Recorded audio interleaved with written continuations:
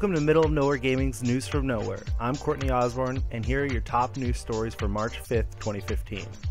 First up, Forbes has added both Notch and Gabe Newell to the richest people on Earth list.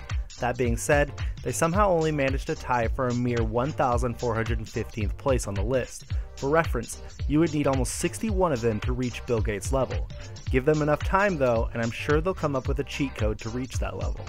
Speaking of Gabe, Valve has updated the Steam store with the pricing for most of their upcoming Steam Machine models. Alienware, Alternate, Asus, Gigabyte, iBuyPower, and many other popular PC brands all have their prices listed, ranging anywhere from $459 to $4,999. All the Steam machines are scheduled to launch sometime this November. As an update to yesterday's news that Elite Dangerous will be coming to Xbox One this summer, Frontier Development's founder has clarified that this is only a timed exclusive deal, and that it'll eventually make its way to other platforms like the PlayStation 4 after the deal is over. Now what about Tomb Raider?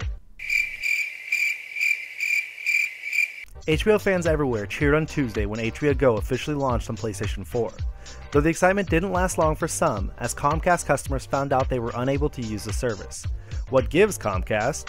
Xfinity customers who subscribe to HBO currently have access to the full HBO library via their set-top-box or via Xfinity TV Go platforms across devices.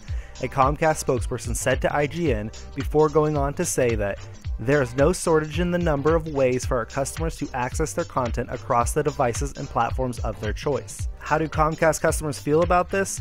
I asked our very own Jordan Leffler, and he said this. Remember all the Battletoads cameos over the past few months?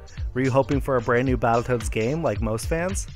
While there still is a possibility of it, it appears that it was all to build hype for Rash, Zitz, and Pimple to make an appearance on the Xbox One version of Shovel Knight. Yacht Club Games, friends of Middle of Nowhere Gaming, confirmed the news, meaning that both the PlayStation 4 and Xbox One versions will have exclusive characters when they launch on their respective platforms. And finally, the biggest news of the day is that Rock Band 4 has officially been announced for PlayStation 4 and Xbox One, meaning that we will all be annoyed with our neighbors and roommates once again later this year. Harmonix revealed that it will have a bundle with all new instruments, and that they are working with Sony and Microsoft to try and make old instruments compatible. They also revealed that Rock Band players will be able to use all of their DLC songs they purchased for previous games in the franchise as long as it's on the same console family, meaning that if you happen to switch console allegiance this generation, you'll have to start fresh. That's all for Thursday's edition of News from Nowhere. If you like the series, make sure to subscribe to the channel to stay up to date with all the latest news, and to stay up to date with all the latest podcasts. And be sure and check out middleofnowheregaming.com, where we all call home. Mong!